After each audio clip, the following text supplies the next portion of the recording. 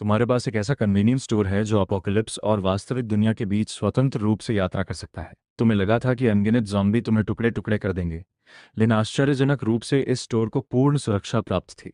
इसलिए तुमने सस्ते इंस्टेंट नूडल्स, बोतलबंद पानी और हैम सॉसेजेस को ऊंचे दामों पर बेचना शुरू कर दिया। इस खतरनाक उजड़ी हुई दुनिया में तुम अपना व्यापारिक साम्राज्य खड़ा करने वाले थे। इसी समय तुम अपने हाथ में फ़ोन लिए अपनी गर्लफ्रेंड की ठंडी आवाज़ सुन रहे थे। चलो, अब हमारा ब्रेकअप हो जाता है। ग्रेजुएशन को 3 साल हो चुके थे, लेकिन तुम्हारे पास अब तक कोई बचत नहीं थी। आखिरकार तुम्हारी गरीबी से तंग आकर तुम्हारी गर्लफ्रेंड अमीर दूसरी पीढ़ी के वांग हाओ के साथ चली गई। कॉल समाप्त होने के बाद तुम स्टूल पर बैठ गए और पूरी तरह टूट चुके थे। पिछले कुछ वर्षों में अपने माता पिता के इलाज के लिए तुमने 3,50,000 युआन उधार लिए थे।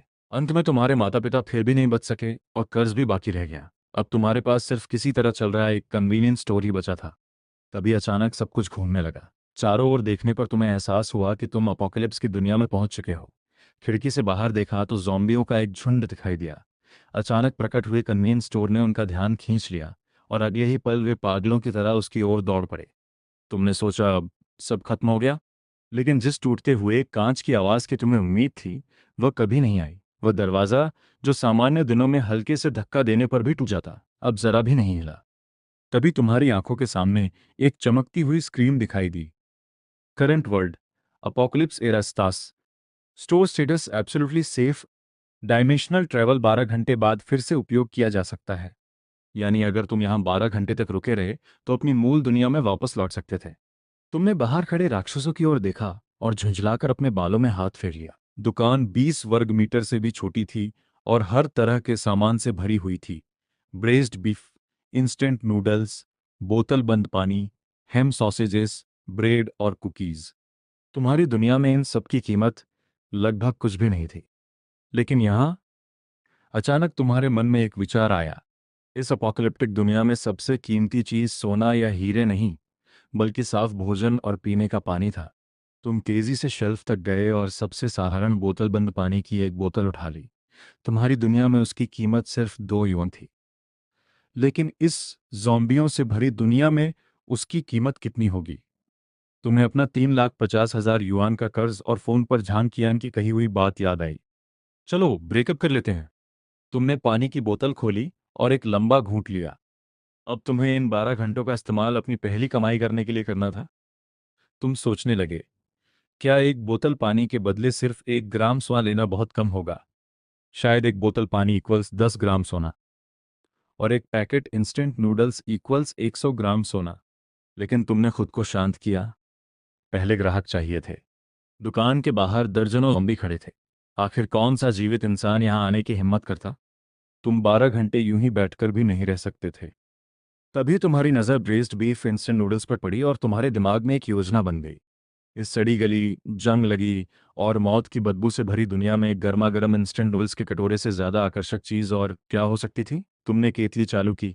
पानी जल्दी उबल गया और पूरे कन्वीनियंस स्टोर में इंस्टेंट नूडल्स की तेज़ खुशबू फैल गई। तुम खुद भी उसे सूंघकर लार निकलने लगे। अब समस्या ये थी कि उस खुशबू को बाहर कैसे पहुंचाया जाए। दरवाज़ा खोलना संभव नहीं था। चारों ओर देखने पर तुम्हारी नज़र रेंज हुड पर पड़ी। उसी रास्ते से नूडल्स की सुगंध बाहर निकलकर उस मितसी खामोश दुनिया में फैल गई। समय बीतता गया। अचानक बाहर आग की लपटें उठीं और दर्जन भर ज़ॉम्बी जलने लगे। तुमने सावधानी से बाहर देखा। वहां एक महिला खड़ी थी। उसने आसपास के खंडहरों के बीच इस अनोखी दुकान को देखा और कहा, दिलचस्प, ऐसी नरक जैसी दुनिया में भी कोई दुकान खोलने की हिम्मत करता है। वह सीधे दरवाजे तक आई, लेकिन अगले ही पल किसी अदृश्य दीवार से टकराकर रुक गई। तुम भी अवेकन हो? क्या यही तुम्हारी शक्ति है? कुछ क्षण चुप रहने के बाद उसने कहा, मैं नाइटिंगेल हूं। तुमने उत्तर दिया, शाओगुओ। उसने नूडल्स की ओर इशारा करते हुए पूछा, यह कितने का है? सोना। वह हंस पड़ी। यह कौन सा जमाना है, अब सोने का इस्तेमाल कौन करता है? तुमने शांत स्वर में कहा, मैं यह सिर्फ सोना ही लेता हूं। उसका रवैया कठोर था। उसने हाथ उठाया और आग का गोला तुम्हारी ओर फेंका, लेकिन आग अदृश्य बाधा से टकराते ही गायब हो गई। तुमने मुस्कुराकर कहा, अब व्यापार की बात करें। आखिरकार उसने हार मान ली। ठीक है बॉस्को, इस एक कप इंस्टेंट नूडल्स की कीमत क्या है? ज्यादा नहीं, 100 ग्राम सोना। वह चौंक गई। सीधे लूट ही क्यों ही लेते? तुमने शांत भाव से उत्तर दिया, अगर नहीं खरीदना चाहती तो कोई ज़बरदस्ती नहीं है। यह कहकर तुमने उसे नज़रअंदाज किया और अपने बनाए हुए इंस्टेंट नूडल्स खाने गए। तुम्हारे नूडल्स सुड़कने की आवाज़ पूरे वातावरण में गूंज रही थी। नाइटिंगेल ने अनायास ही लार निगल ली। उसे याद भी नहीं था कि उसने आखिरी बार गर्म खाना कब खाया था। अब तक वह केवल इधर उधर से मिले डिब्बाबंद भोजन और एनर्जी बार्स के सहारे जिंदा थी। खाने से मिलने वाला आनंद। ठीक उसी समय उसका पेट धीरे से गुर्राया। भले ही यह बहुत शांत था, लेकिन इस तरह की सेटिंग में यह गरज के समान था। नाइटिंगेल के गाल तुरंत लाल हो गए। आपने ऐसा व्यवहार किया जैसे आपने इसे नहीं सुना हो, और इंस्टेंट नूडल्स का आनंद लेते रहे। मेरे पास अभी इतना सोना नहीं है। क्या आप मुझे बाद में भुगतान करने दे सकते हैं? यहाँ क्रेडिट नहीं है। आप दान करने के लिए यहाँ नहीं आए थे। इसके अलावा आप 12 घंटे से भी कम समय में वापस जा रहे हैं। कौन जानता है कि नाइटिंगेल सोना वापस ला पाएगी या नहीं। आखिरकार आपने नूडल्स का आखिरी कौर खाया और संतुष्टि भरी डकार ली। आपने लापरवाही से शेल्फ से एक सॉसेज उठाया, फिर उंगलियों से इसे फ्लिक किया और इसे हवा में एक परफेक्ट आर्क के माध्यम से भेज दिया। बिल्कुल वैसा ही जैसे आप सड़क के किनारे किसी आवारा बिल्ली को खिला रहे हो। नाइटिंगेल का शरीर तुरंत सख्त हो गया। यह स्पष्ट अपमान था, लेकिन तर्क ने उसे बताया कि उसे सॉसेज उठाकर तुरंत खा लेना चाहिए। समय जैसे जम सा गया। आखिरकार 2.5 सेकंड बाद भूख ने गरिमा को हरा दिया। सिर्फ 3 कौर में सॉसेज पूरी तरह गायब हो गया। ये मेरी सच्चाई है। एक कटोरी नूडल्स के लिए 100 ग्राम सोना, उचित दाम। कोई चाल नहीं, मेरा इंतजार करो। उसने ये 2 शब्द फेंके और मुड़कर चली गई, अपनी स्किल्स के साथ। जब तक वह किसी सर्वाइवर कैंप या आपदा से पहले के किसी बैंक वॉल्ट को ढूंढ ले, 100 ग्राम सोना लाना उसके लिए मुश्किल नहीं होगा। लेकिन फिर आपने उसे फिर से पुकारा। रुको। आपने शांति से एक कैन कोला निकाला, लेजेंडरी कोला। वह पेय जो अपोकैलिप्स से पहले हर जगह उपलब्ध था, लेकिन अब यह किसी भी बढ़िया शराब से भी ज्यादा लग्जरी था। इस एक कैन की कीमत 50 ग्राम सोना है। नाइटिंगेल के जवाब का इंतजार किए बिना आपने एक और पैक स्पाइसी स्ट्रिप्स खोला। यह सस्ता है, 30 ग्राम सोना, एक can ice cold Cola, spicy strips और हॉट इंस्टेंट नूडल्स। अपोकैलिप्स से पहले ये 3 चीजें सिर्फ सबसे सस्ता कॉम्बो थीं, लेकिन अभी अविश्वसनीय रूप से लुभावनी थी। नाइटिंगेल की मुठ्ठियां कसकर बंद हो गईं, इतनी जोर से कि वे चरमराईं। तुम्हारे पास पर्याप्त स्टॉक तैयार होना चाहिए। फिर वह गायब हो गई। वह सोना लाने जा रही थी। अभी, इसी पल, इस समय। डायमेंशनल ट्रैवल का कूल डाउन अभी भी 10 और आधा घंटे बाकी था। आपने अपनी सप्लाई चेक करना शुरू कर दिया। Master Kong, 10 case Nongfu spring, 15 pack spicy strips और भरपूर सॉसेज। आपने कोने में 5 अंडे भी पाए। एक आइडिया दिमाग में आया। 1 घंटे से थोड़ा ज्यादा समय बाद दरवाजे के बाहर जोरदार धमाका हुआ। नाइटिंगेल वापस आ गई थी। वह थोड़ी थकी हुई लग रही थी और उसके हाथ में एक काला बैग था। 200 ग्राम सोना, कम नहीं, शायद ज्यादा। इस आइटम को सेफ जोन में एक तरफा प्रदेश की अनुमति दें। चुपचाप अनुमति देने के बाद काला बैग एक अदृश्य हाथ द्वारा उठाया गया और आपके पैरों के पास धीरे से गिरा दिया गया। नाइटिंगेल की पुतलियां फिर से तेजी से सिकुड़ गईं। यह आदमी उसकी कल्पना से भी ज्यादा रहस्यमयी था। माल चेक करने के बाद आपने bread beef, instant noodles, ice cold Cola और स्पाइसी स्ट्रिप्स निकाले। फिर नाइटिंगेल के सामने ही आपने एक और केतली पानी उबाला। आखिरकार भाप निकलते कटोरी इंस्टेंट नूडल्स को लेकर आप दरवाजे की ओर चले। जब नाइटिंगेल ने सोचा कि आप खाना सौंपने वाले हैं, तो आप अचानक रुक गए। आपने जेब से एक अंडा निकाला और नाइटिंगेल की ओर देखा। मिस, अंडा ऐड करवाना है? कितना? 50 ग्राम सोना। एक अंडे के लिए 50 ग्राम सोना। क्यों ना सीधे लूट ही लो? तुम्हें खरीदने की जरूरत नहीं है। इस दुकान के अंडे सिर्फ उन लोगों को बेचे जाते हैं जिनके लिए वे भाग्य में है। ये कहकर आप अंडे को बैग में वापस रखने वाले थे। रुको। एक शक्तिशाली फ्लेम अवेकनर के रूप में नाइटिंगेल हमेशा वह रही थी जिसके आगे दूसरे झुकते थे, लेकिन आज वह बार बार दीवार से टकरा रही थी। मुझे नहीं चाहिए वाले शब्द उसके गले में अटके हुए थे, बाहर नहीं निकल पा रहे थे। उसने कमर। आपने एक आंख उठाई। आपने खुद से सोचा, ये चीज क्या है? जैसे ही आप इनकार करने वाले थे, एक लाइट स्क्रीन दिखाई दी। High energy item detected, low level zombie crystal core. इस ट्रांजैक्शन को पूरा करने की दृढ़ सिफारिश। मैंने सब गलत समझा था, सब गलत। तो आपने कन्वीनियंस स्टोर के काम करने के तरीके को गलत समझा था। आप उस 3,50,000 के कर्ज को चुकाने का तरीका ढूंढ रहे थे, जबकि वास्तव में convenience store in crystal course के पीछे था। पल भर में सब क्लियर हो गया, लेकिन आपके चेहरे पर अभी भी थोड़ी नफरत दिख रही थी। यह कैसा घटिया पत्थर है, यह काफी घिनौना लगता है। यह जॉम्बी के दिमाग का क्रिस्टल कोर है और एक नर्स के लिए कल्टीवेशन के लिए जरूरी है। सोना तो इसके सामने कुछ भी नहीं है। तो क्रिस्टल कोर्स इस दुनिया का कल्टीवेशन रिसोर्स थे। मैं कन्वीनियंस स्टोर चलाता हूं, मुझे इस चीज से क्या लेना देना? नाइटिंगेल गुस्से से कांप उठी। यह आदमी न सिर्फ तर्क से परे था, बल्कि मूल्य को पहचानने में भी अंधा था। देखकर कि वह किसी भी पल फटने वाली लग रही थी, आपने आ भरी। ठीक है ठीक है, चूंकि आप इतनी सच्ची हैं, मैं एक बार अपवाद कर देता हूं। जैसे आपने बोलना खत्म किया, आपने खुद से चुपचाप कहा, क्रिस्टल कोर तुरंत नाइटिंगेल की हथेली से गायब हो गया। बिना देखे भी आपने उसे लापरवाही से अपनी जेब में डाल लिया। फिर आपने एक deluxe cup instant noodles, extra अंडे वाला कोला और कुछ स्पाइसी स्ट्रिप्स लेकर नाइटिंगेल के सामने रख दिए। उसने कांटा उठाया और जल्दी जल्दी खाना शुरू कर दिया, कटोरी के तल में पड़े कटे प्याज तक को नहीं छोड़ा। फिर उसने कोला खोला और एक ही सांस में पूरा पी लिया। तभी उसने स्पाइसी स्ट्रिप्स खोली और उन्हें एक एक करके खाना शुरू किया।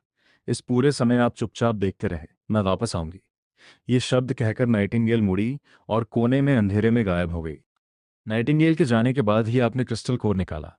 एक बेसिक जॉम्बी क्रिस्टल कोर मानव जीन के लॉक को तोड़ सकता है। इसे इस्तेमाल करने के बाद अगर अवशोषण विफल रहा तो अवेकेंड बनने का मौका मिलता है। यूजर उसी जगह बेसिक पार्टिकल्स में टूट जाएगा। सफलता दर 1% से भी कम है। आपका हाथ कांप गया और आप क्रिस्टल कोर को फेंक ही देने वाले थे। ये क्या चीज है? 1% से कम सफलता दर? ये अवसर कैसे है? ये तो सीधा नर का एक तरफा टिकट है। लेकिन फिर कन्वीनियंस स्टोर ने प्रॉम्प्ट दिखाया।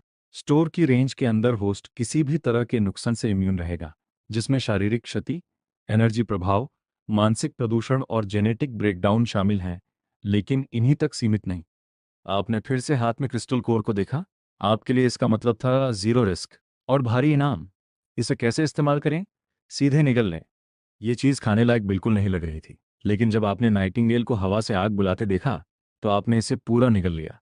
अगले ही सेकंड पूरे शरीर में तेज दर्द की लहर दौड़ गई। आपका पूरा शरीर झींगे की तरह सिकुड़ गया। सेकंड दर सेकंड समय बीतता गया। आखिरकार पीड़ा कम हुई। उसके स्थान पर शरीर में ताकत का उफान आ गया। क्या अवेकेंड होने का यही एहसास है? कितनी भयानक ताकत! आपने नाइटिंगेल की मुद्रा कॉपी की और जॉम्बी जैसा दिखने की कोशिश की, लेकिन उंगलियों के सिरे पर बिल्कुल कुछ नहीं हुआ। गुस्सा आ गया। आपने पास की शेल्फ पर मुक्का मार दिया। अचानक शेल्फ और उस पर रखे सारे स्नैक्स गायब हो गए। आपकी चेतना दूसरे स्पेस से जुड़ गई और उसमें गायब शेल्फ थी। आपने हाथ बढ़ाने की कोशिश की। गायब शेल्फ अपनी जगह वापस आ गई। तभी सिस्टम प्रॉम्प्ट दिखा। अवेकंड वन, शियाओगुओ, आपका awakened dimensional storage space time और कॉन्शसनेस को अलग कर सकता है। इसकी मौजूदा स्टोरेज क्षमता 1 घन मीटर है। जैसे जैसे आप स्पाइसी स्ट्रिप्स को बार बार स्टोर और निकाल रहे थे, आप गहरी सोच में डूब गए। सोना तो सिर्फ कर्ज के संकट को हल कर सकता है, लेकिन क्रिस्टल कोर्स डायमेंशनल ट्रैवल की असली कुंजी है। कूल डाउन पर अभी भी 9 घंटे बाकी हैं। आपको जाने से पहले और ज्यादा क्रिस्टल कोर्स जमा करने होंगे। सिर्फ एक पैक इंस्टेंट नूडल्स की खुशबू ने नाइटिंगेल को खींच लिया था। अगर आप इस खुशबू को 10 गुना या 20 गुना बढ़ा दें तो क्या होगा? इसलिए आपने इंस्टेंट नूडल्स का बड़ा ढेर निकाला और पूरे 20 पैक इंस्टेंट नूडल्स पकाए। आखिरकार आपने रेंज हुड को सबसे हाई सेटिंग पर कर दिया। यह आपका apocalyptic Buddha jumps over the wall था। 3 ब्लॉक दूर, एक त्याग दिए गए भवन के अंदर, एक युवक कोने में सिमटा हुआ था। एक स्कार फेस्ड आदमी बंदूक की नली साफ कर रहा था। चश्मा लगाए एक आदमी चिंतित होकर बोला, ब्रदर हु, श्याओलू की चोट फिर से बिगड़ गई है। अगर हमें दवा नहीं मिली तो शायद वह बच नहीं पाएगा। स्कार फेस्ड आदमी, जिसे ब्रदर हु कहा जाता था, ने सिर हिलाया। इस इलाके का खाना नष्ट हो चुका है। ये पहले ही पूरी तरह चुग लिया गया है। दवा तो और भी दूर थी, लेकिन ठीक उसी समय एक लुभावनी खुशबू अंदर आई। ब्रदर हु, बाहर कोई नूडल्स बना रहा है। चुप रहो, उसका तर्क कह रहा था। ये निश्चित रूप से ट्रैप है। अपोकैलिप्स में जो भी खुले में खाना पकाने की हिम्मत करता है, वह या तो पागल है या भारी ताकत वाला हंटर है। लेकिन उनके भूख से त्रस्त शरीर बार बार गुर्रा रहे थे। ढूंढो, खाओ। चश्मा लगाए आदमी भी बेचैन हो रहा था। ब्रदर हु, हमारे पास समय नहीं बचा है। अगर देर हो गई तो शोरबा भी नहीं बचेगा। ब्रदर हु को अच्छी तरह पता था कि अगर ऐसा ही चलता रहा तो तीनों भूख से मर जाएंगे। आखिरकार उसकी आंखों में क्रूर चमक आई। वे गली दर गली चलते हुए एक छोटी कन्वीनियंस स्टोर पर पहुंचे। प्रवेश द्वार पर एक बड़ा इलेक्ट्रिक कुकर रखा था। बर्तन में इंस्टेंट नूडल्स और हैम सॉसेस भरे थे, और आप लापरवाही से दरवाजे के फ्रेम पर टिके हुए थे। ट्रैप! ये निश्चित रूप से ट्रैप है। तीनों ने जोर से थूक निकला, लेकिन आगे बढ़ने की हिम्मत नहीं की। ठीक उसी समय सामने खड़ी त्यागी गई गाड़ी के पीछे एक आदमी को हाथ लगाते देखा। बाकी लोगों ने भी उसे देख लिया। ब्रदर हु ने तुरंत इशारा किया कि सब चुप रहें। ब्रदर हु शांत हुआ और जल्दी ही और लोगों को घात लगाए देख लिया। बाईं ओर दूसरी मंजिल की खिड़की में धुंधली आकृति और दाईं गली के कचरे के ढेर के पीछे धातु की चमक। कम से कम 4 ग्रुप उनकी तरह खुशबू से खिंचे आए थे। बेशक हॉल के अंदर आप जानते थे कि आसपास काफी लोग जमा हो गए हैं। सब लोग इतनी देर से देख रहे हो, भूख नहीं लग रही?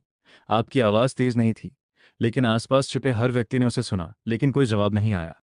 आपने बर्तन से एक सॉसेज निकाला और मुंह में ठूंस लिया। बिजनेस सद्भावना पर टिका होता है। यहाँ नूडल्स और पानी है, और पेट भरने के लिए काफी सॉसेज भी। त्यागी गई गाड़ी के पीछे छिपे आदमी ने आखिरकार खुद को रोक नहीं पाया और बोला, कीमत क्या है? सोना या क्रिस्टल कोर? सबके लिए। वे असली हार्ड करेंसी थे, लेकिन अपोकैलिप्स में सोना स्टील की प्लेट से भी कम मूल्य का नहीं रह गया था। उसी पल कचरे के ढेर के पीछे से एक गुस्सैल चीख सुनाई दी, गंदा!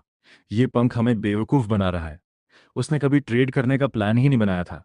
आओ मिलकर इसे मार डालें। बर्तन में जो है उसे बराबर बांट लेंगे। जैसे ही उसने कहा, माहौल और भी अजीब हो गया। हर कोई तेजी से सोच रहा था, लेकिन आपने ऊपर तक नहीं देखा और नूडल्स खाते रहे।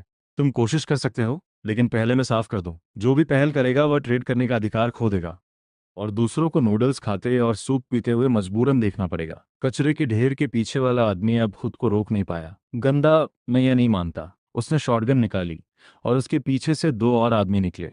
एक के हाथ में माचेटे और दूसरे के हाथ में स्टील पाइप था। सब किसी के पहले मूव करने का इंतजार कर रहे थे ताकि आपकी परीक्षा ली जा सके। उस आदमी ने बिना हिचकिचाहट के ट्रिगर खींच लिया, लेकिन जब गोली कन्वीनियंस स्टोर से 2.5 मीटर की दूरी पर थी, तो वह एक अदृश्य दीवार से टकरा गई। शुरू से अंत तक आपने आग तक नहीं झपकाई, बल्कि आपने दूसरा सॉसेज निकाल कर मुंह में ठूंस लिया। पूरी चौक मौत किसी चुप्पी में डूब गई। माचटे और स्टील पाइप वाले उसके दो साथी भी वहीं जम गए। ठीक उसी समय त्यागी गई गाड़ी के पीछे वाला आदमी को कुछ समझ आया। अगर शारीरिक हमले काम नहीं करते, तो गैर शारीरिक हमले? उसकी हथेली में अदृश्य लहर इकट्ठी हुई। एक अदृश्य साइकिक फोर्स आपकी ओर छोड़ी गई। यह उसकी क्षमता थी, साइकिक पियर्स। लेकिन जब वह साइकिक फोर्स आपसे टकराई, कन्वीनियंस स्टोर से टकराई, तो उसने हल्की सी लहर तक नहीं पैदा की। उस पल सब समझ गए। छोटे हॉल के अंदर आप अजय थे, यहां तक कि टाइगर ब्रो के अंडरलिंग का भी ठंडा पसीना छूट गया था। वह बेहद राहत महसूस कर रहा था कि उसने कुछ देर पहले आवेश में कोई हरकत नहीं की। आपने मुंह में नूडल्स खत्म किए, फिर आपने कचरे के ढेर के पीछे वाले आदमी की ओर देखा। मैंने पहले कहा था, जो भी मूव करेगा वह ट्रेड का अधिकार खो देगा। क्या अभी भी कोई कोशिश करना चाहता है? इलाका मौत जैसी चुप्पी में डूब गया। एक बार फिर, जैसे ही तनावपूर्ण गतिरोध सबको पागल करने वाला था, हाई हील्स की लयबद्ध आवाज पास आती गई। सबने आवाज की दिशा में देखा। यह नाइटिंगेल थी। टाइगर ब्रो ने महिला को पहचान लिया। या यूं कहें कि इन खंडहरों में जो भी सर्वाइवर लंबे समय तक जिंदा रहा था, उसे नाइटिंगेल का नाम सुना ही था। फायर हथियार वाली टॉप अवेकेन फाइटर। वह यहाँ क्या कर रही है? तुमने सचमुच काफी हलचल मचा दी है। हमेशा कुछ लोग ऐसे होते हैं जिन्हें कठिन तरीके से सीखना पड़ता है। मैं सुझाव देती हूँ कि तुम सब वे ख्यालात छोड़ दो जो तुम्हें नहीं सोचने चाहिए। अपने हाथों में पड़े स्क्रैप मेटल को भूल जाओ। यहां तक कि मैं भी इस स्टोर को जरा सा भी नुकसान नहीं पहुंचा सकती। पूरी चौक फिर से शांत हो गई। टाइगर ब्रो ने गहरी सांस ली और धीरे धीरे आगे बढ़ा। उसने हाथ फैलाकर दिखाया कि उसके पास कोई हथियार नहीं है। दूसरे कोनों में छिपे लोग भी एक एक करके सामने आने लगे। नाइटिंगेल ने बाकियों पर ध्यान देना बंद कर दिया। उसने अपनी बेल्ट से कई आइटम निकाले। 3 चमकते गोल्ड बार, हर एक 1 किलो वजन का। मुझे कुकीज, स्कैन फूड और पानी चाहिए। कोई भी फूड जो आसानी से ले जाया जा सके। टॉप हंटर के लिए वे ready to eat processed foods ज़्यादा व्यावहारिक विकल्प थे। आपको स्मार्ट लोगों के साथ बिजनेस करना पसंद था। जल्द ही आपने compressed biscuits, luncheon meat, can food और बोतलबंद पानी डालकर रख दिया। सबके सामने आसानी से डील पूरी हो गई। नाइटिंगेल ने खाना लिया, फिर मुड़कर अंधेरे में गायब हो गई। सबका ध्यान फिर आपकी ओर मुड़ा।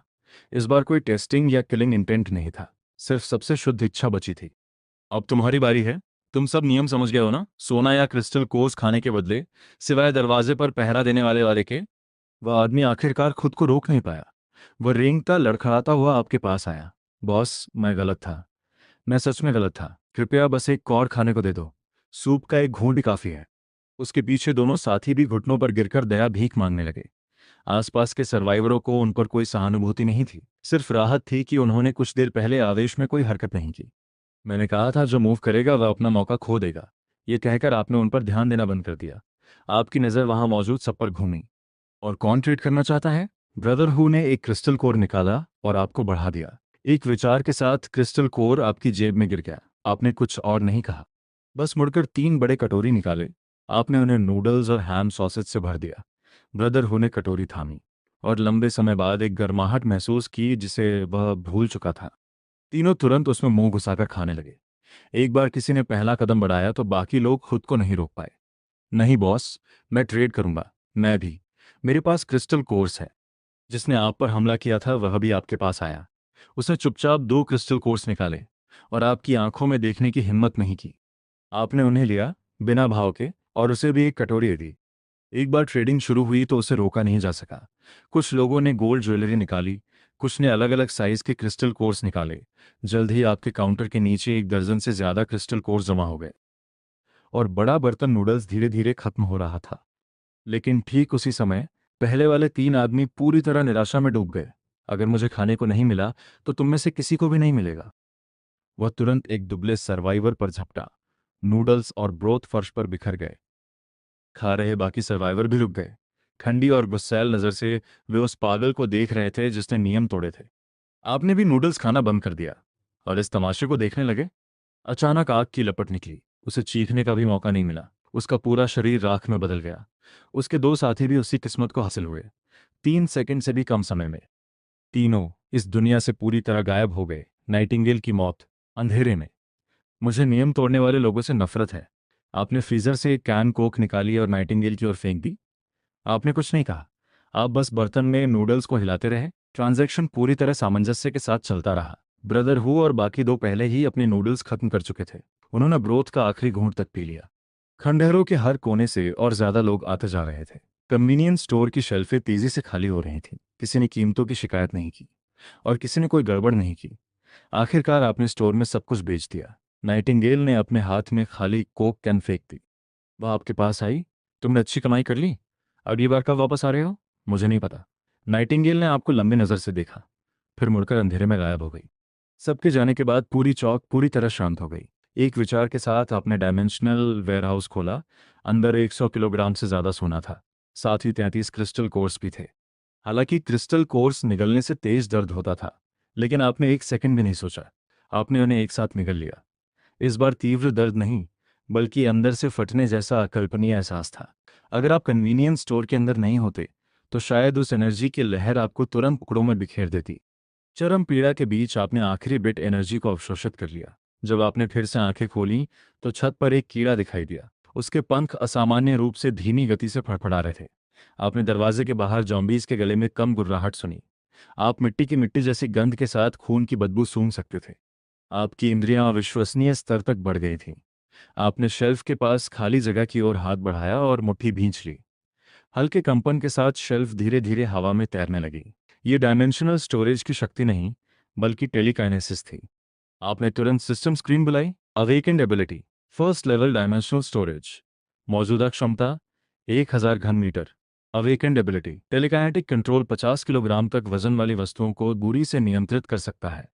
आपने वास्तव में दूसरी एबिलिटी भी अवेकन की। बाकी समय आप शांति से काउंटडाउन खत्म होने का इंतजार करते रहे। जैसे ही फिर से वह घुमावदार एहसास आया, आप अपनी मूल दुनिया में वापस आ गए। जंग और सड़ांध की अजीब गंध गायब हो गई। उसके स्थान पर मिट्टी और घास की ताज़ी खुशबू थी। डायमेंशनल ट्रैवल पूरा। मौजूदा दुनिया, अर्थ। अर्थ से अगले जंप तक का समय 12 घंटे। यह अभी भी भोर से पहले का समय था। आप फोल्डिंग बेड पर वापस गए और कुछ घंटे सोए। 9 बजे सुबह आप एंटीक मार्केट में एक पुरानी दुकान पर पहुंचे। बॉस, क्या आप सोना खरीदते हैं? मालिक ने शुद्धता और स्रोत के बारे में पूछा। आपने कुछ नहीं कहा। इसके बजाय आपने 2 गोल्ड बार निकाले। भारी धमाके ने मालिक को तुरंत सीधा बैठा दिया। मालिक ने उन्हें 10 मिनट से ज्यादा समय तक जांचा और अंत में ऊपर देखा। अच्छा माल है। एक कीमत 5,80,000 US dollars, 7 lakh US dollars. लड़के, ये बहुत ज्यादा है। मैं रिस्क ले रहा हूं और मुझे अभी भी लोगों को पैसे चुकाने हैं। 7 लाख यूएस डॉलर्स। मालिक पूरे आधे मिनट तक चुप रहा। फिर आपके अकाउंट में 7 लाख यूएस डॉलर्स का ट्रांसफर आ गया। मार्केट से निकलकर आपने तुरंत डेब्ट कलेक्टर को फोन किया। हेलो, कौन बोल रहा है? शियाओगो। शियाओगो, आखिरकार तुमने फोन करने का फैसला कर ही लिया। पैसे जुटा लिए? बिल्कुल। शहर के पश्चिम की ओर त्याग दिया गया नंबर 3 सीमेंट फैक्ट्री। दोपहर 3 बजे पैसे लेकर आना। अकेले आना। दोपहर 3 बजे सीमेंट फैक्ट्री में ब्रदर बियाओ के पीछे 7-8 गुंडे खड़े थे। देखकर कि आप वाकई अकेले आने की हिम्मत कर गए, उसने मुंह में सिगरेट का बट थूक दिया। पैसे कहाँ हैं? आईओयू कहाँ है? ब्रदर बियाओ ने दांत निकालकर मुस्कुराते हुए कहा, हाल ही में कीमतें बहुत बढ़ गई हैं। मेरे लड़कों को भी खाना खाना है। फिर उसने 5 उंगलियां दिखाईं। 5 लाख यूएस डॉलर्स। मैं आईओयू तुम्हारे सामने जला दूंगा। आपको नियम तोड़ने वाले लोगों से नफरत है। मैं तुम्हें 3,50,000 यूएस डॉलर्स लौटाने वाला था, लेकिन अब तुम मुझे नहीं दोगे। मैं सिर्फ 2 लाख यूएस डॉलर्स दूंगा। आपकी आवाज़ तेज नहीं थी, लेकिन वहाँ मौजूद हर किसी ने उसे साफ सुना। ब्रदर बियाओ का चेहरा जम सा गया। उसे यकीन नहीं हो रहा था जो उसने सुना। तुमने कितना कहा? 2 लाख यूएस डॉलर्स। एक सेंट भी ज़्यादा नहीं। उसके पास वाला बंदा तुरंत स्टील पाइप लेकर आप पर झपटा, लेकिन जिस खून खराबे की उम्मीद सबको थी वह कभी नहीं हुआ। आपसे सिर्फ 4 इंच की दूरी पर वह रुक गया। आपने लापरवाही से एक हाथ से उसे पकड़ लिया। गुंडा ट्रक से टकराए हुए की तरह उड़ गया। उसकी दर्द भरी चीख पूरी सीमेंट फैक्ट्री में गूंज गई। ब्रदर बियाओ आखिरकार सदमे से बाहर आया। पकड़ो इसे। लेकिन कितने भी हों, वे आपकी कुछ कोहनी मारों का सामना नहीं कर सके। जल्द ही कई गुंडे ब्रदर बियाओ के सामने फैले पड़े थे। उनके पूरे शरीर तेजी से कांप रहे थे। गुस्से से नहीं, बल्कि डर से। डर डर पास मत आना। मैं तुम्हें बता रहा हूं, मेरा बॉस ब्रदर चोन है। ब्रदर बियाओ ने जल्दी से कागजों का एक ढेर निकाला। ब्रदर बियाओ के सामने आपने 2 लाख यूएस डॉलर्स गिने। यह 3,50,000 यूएस डॉलर्स होना था, लेकिन अब यह सिर्फ 2 लाख यूएस डॉलर्स के बराबर है। फिर आपने आईओयू फाड़ दिया और मुड़कर चले गए। वह मामला फिलहाल सुलझ गया था। आपके पास अभी भी कुछ और ज़रूरी काम था। आप यूज्ड कार मार्केट गए। जल्द ही आप एक यूज्ड वैन चलाते हुए सबसे बड़े फूड होलसेल मार्केट पहुंच गए। आप होलसेल स्टोर में घुसे। क्लर्क के बोलने से पहले ही आपने कहा, हेलो, मुझे 200 case instant noodles, 100 case sausage, 200 case compressed biscuits और 100 केस कैन बीफ चाहिए, 500 केस बोतल बंद पानी। हालांकि वे ऑर्डर की बड़ी मात्रा से हैरान थे, लेकिन फिर भी उन्होंने सब कुछ जल्दी तैयार कर दिया। चिंता क्यों करें, पैसे देने वाला बॉस है। आपको सारा सामान निकालने में पूरा दिन लग गया। डायमेंशनल क्रॉसिंग से पहले अभी भी 2 घंटे बाकी थे। कल के पहले ट्रेड में काफ़ी सोना आखिरी समय में खंडहरों से इकट्ठा किया गया था। मुनाफा अधिकतम करने के लिए आपको मात्रा पर निर्भर रहना होगा और अलग अलग स्ट्रांगहोल्ड्स के साथ काम करना होगा और उन्हें टकराना होगा। आपके शरीर के अंदर मौजूद शक्ति को महसूस करके आपको अपने अतीत से दूरी का एहसास हो रहा था। सेक्शन 1। बचे हुए 2 घंटों में आपने अच्छा भोजन करने और अपने पुराने स्व को अलविदा कहने की योजना बनाई। इसलिए आप शहर के सबसे लग्जरी रेस्तरां में गए। प्रवेश द्वार पर लग्जरी कारों की तुलना में आपकी वैन पूरी तरह बेमेल लग रही थी। यहाँ तक कि वैलेट ने सोचा कि आप पार्किंग स्पॉट चुराने आए हैं। सर, हमारे यहाँ। लेकिन आपने बस सोयाबीन के आकार का एक गोल्ड नगेट निकाला और वैलेट को दे दिया और कहा कि आपकी गाड़ी ठीक से पार्क कर दो। अगर नहीं किया तो मैं तुम्हारी टांगें तोड़ दूंगा। गोल्ड नगेट उसके हाथ में पड़ा तो उस भारी वजन ने वैलेट को वहीं जमा दिया। आपने उसकी ओर देखा तक नहीं। आप सीधे रेस्तरां के अंदर चले गए। सेक्शन 2। मुलायम रोशनी और अच्छे कपड़े पहने मेहमान सब कुछ इतना सुंदर और सुस्त लग रहे थे। ये पहले वाले अपोकैलिप्टिक दुनिया से बिल्कुल अलग था। जैसे ही आप मेन्यू देख रहे थे, पास से एक महिला की आवाज़ आई। Xiao Guo. आवाज़ आपकी एक्स गर्लफ्रेंड झांग कियान की थी। उसके बगल में आदमी अमीर वारिस वांग हाओ था। वांग हाओ स्तब्ध रह गया। फिर उसने झांग कियान की कमर में हाथ डाला और आपकी ओर बढ़ा। अरे, अगर यह शियाओ गुओ नहीं है, क्या तुम्हारा कन्वीनियंस स्टोर बंद हो गया? क्या तुम यहाँ डिश वॉशिंग जॉब के लिए आए हो? यहाँ एक सिंगल स्टेक की कीमत 3,800 यूएस डॉलर्स है। तुम्हारी मासिक सैलरी एक और को भी कवर नहीं करेगी। बहुत शोर है। अपने हेड शेफ को बोलो कि जो सर्व करना है वह तय करे, जो भी उसका बेस्ट हो। वांग हाओ को लगा जैसे उसने तकिए पर मुक्का मारा हो। इस तरह पूरी तरह इग्नोर किए जाने से उसे बहुत बुरा लग रहा था। सेक्शन 3। इसलिए उसने फिर से आवाज़ ऊंची की। क्या तुम बहरे हो? मैं तुमसे बात कर रहा हूँ। लेकिन आपके चेहरे पर अभी भी कोई भाव नहीं था। झांग कियान को अचानक लगा कि आप पूरी तरह अनजान हो गए हैं। हलचल सुनकर रेस्तरां मैनेजर तेजी से आया। सर, कृपया शांत रहे। कृपया अन्य मेहमानों को परेशान न करें। वांग हाओ ने मैनेजर को देखकर और भी अकड़ गया। मैनेजर झो, आप बिल्कुल सही समय पर आए। तो आपका रेस्तरां अब किसी को भी अंदर आने दे रहा है। ऐसे व्यक्ति को यहाँ बैठाने से आपकी रेस्तरां की क्लास गिर रही है। मैनेजर झो वांग हाओ को अच्छी तरह जानते थे। हालांकि वह रेस्तरां में अकेला था। वह स्थानीय रियल एस्टेट टाइकून का बेटा था। उन्होंने देखा कि आप असामान्य रूप से शांत हैं, इसलिए वे विनम्र लेकिन दृढ़ रहे। मिस्टर वांग, हमारा रेस्तरां हर मेहमान के साथ समान व्यवहार करता है। क्या हमारे पास प्राइवेट रूम है? मैनेजर जो ने तुरंत आपको 90 डिग्री झुककर प्रणाम किया। सेक्शन 4। मिस्टर शियाओगो, हम बेहद खेद व्यक्त करते हैं। हम आपको ठीक से सेवा नहीं दे पाए और आपका डाइनिंग अनुभव खराब कर दिया। उन्होंने तुरंत एक नए सर्वर को आपको प्राइवेट रूम में ले जाने को कहा। शुरू से अंत तक आपने वांग हाओ की आंखों में देखा तक नहीं। वांग हाओ अभी कुछ कहना चाहता था, लेकिन मैनेजर झोऊ ने उसे बीच में ही रोक दिया। मिस्टर वांग, कृपया तुरंत सीन क्रिएट करना बंद करें, वरना मुझे सिक्योरिटी को बुलाने के अलावा कोई चारा नहीं रहेगा और आपको और इस लेडी को बाहर जाने को कहना पड़ेगा।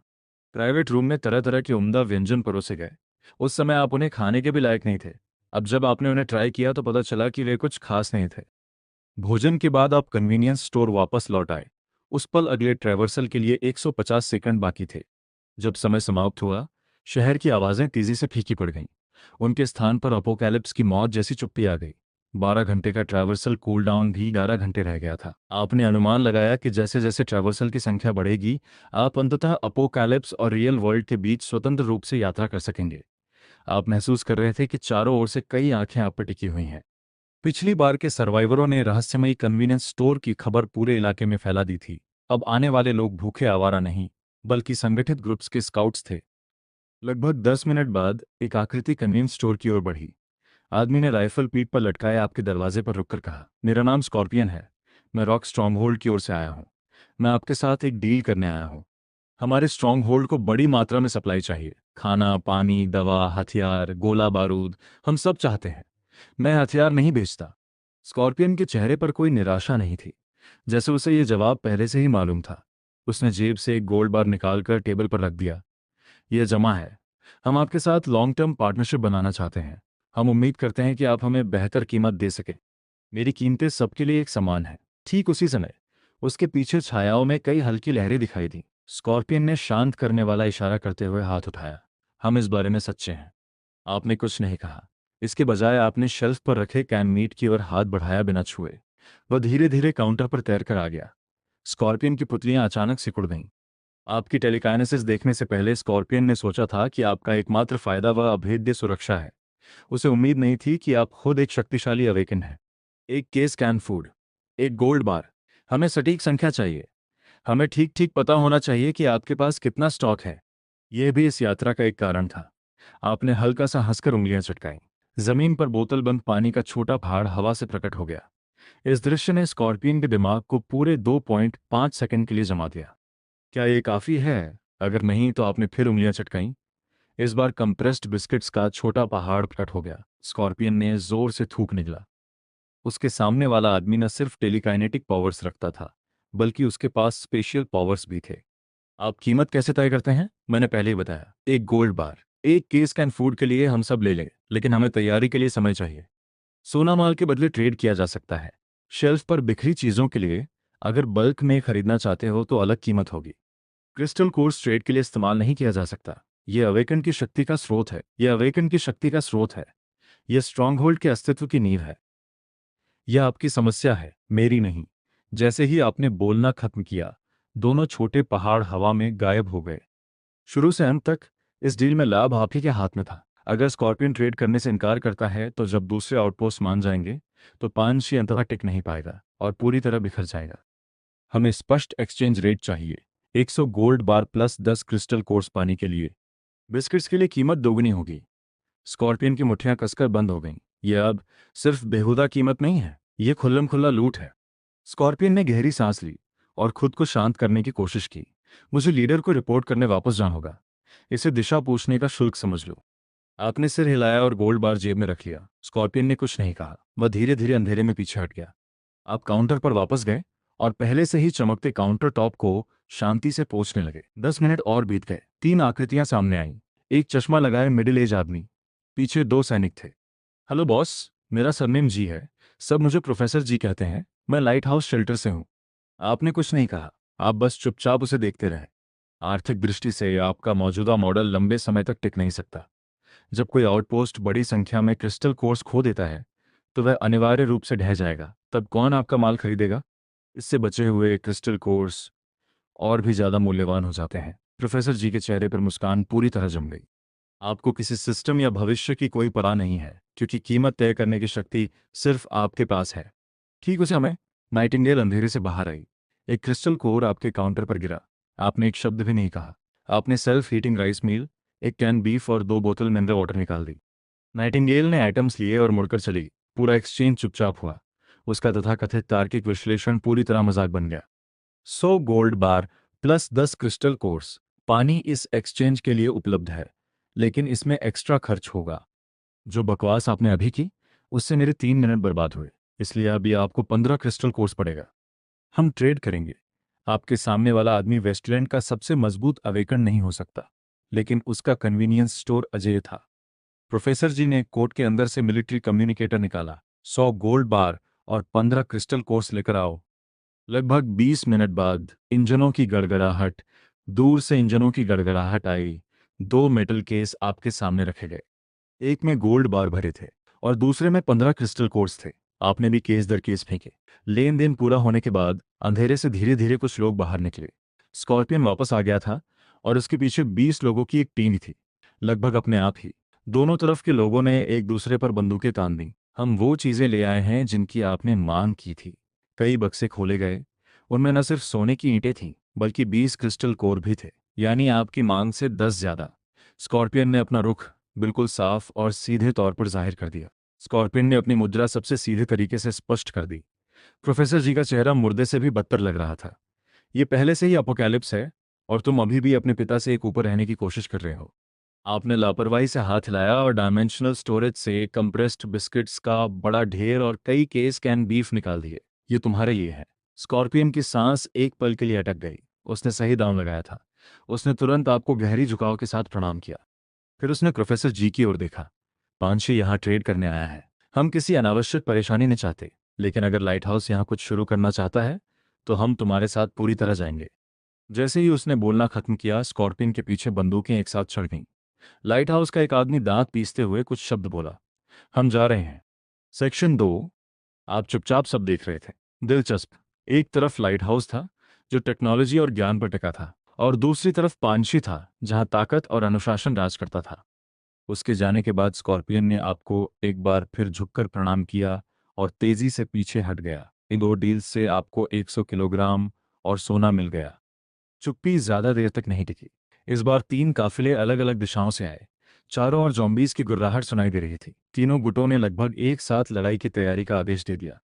एक तरफ हेवी मशीन गन्स और असॉल्ट राइफल्स की बर्स्ट फायर हो रही थी। दूसरी तरफ अवेकन्स द्वारा छोड़े गए फायरबॉल्स और आइस स्पाइक्स थे। आखिरी जॉम्बी के सिर में गोली मारकर गिराए जाने के बाद चौक फिर से थोड़ी देर के लिए शांत हो गई। सेक्शन 3। बॉस, हम बैटल एक्स वाले कुछ कहना चाहते हैं। हम आर्क वाले भी सद्भावना के साथ आए हैं। वहां लाइन में लग जाओ। बैटल एक्स इस पूर्वी जिले की असली ताकतों में से एक है। हम कभी लाइन खड़े हुए हैं क्या? बॉस, आपका मतलब क्या है? हमने सद्भावना दिखाते हुए बाहर के जॉम्बीज को साफ किया है। मैंने कहा लाइन में लगो। अगर बैटल एक्स के लोग नियम नहीं मानेंगे तो मैं तुम्हें कुछ भी नहीं बेचूंगा। बैटल एक्सेस पूर्वी जिले में कुछ वजन रखता है। हमारे साथ दोस्ती करना आपको नुकसान नहीं पहुंचाएगा।